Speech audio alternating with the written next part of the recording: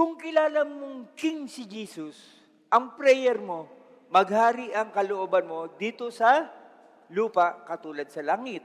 Unang tanong, ikaw ba sa buhay mo, lahat ng ginagawa mo sa buhay ay ayon sa kalooban ng Diyos? I-check natin, King ba siya sa buhay ko o Savior lang? Okay? Your will be done on earth as it is in heaven. Gawin natin spiritual. Sa nilikha si Adan galing sa alabok or sa lupa. Ang Adama, ibig sabihin ay lupa, earth.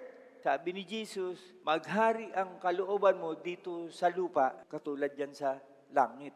Kung kinikilala kitang hari, dapat maghari ang kalooban mo. Chechikin mo ngayon sarili mo. Sabi ni Lord, huwag kang gumawa ng ganito. Sabi ni Lord, huwag kang ganito. Tapos lahat ginagawa mo. So paano siya naging king?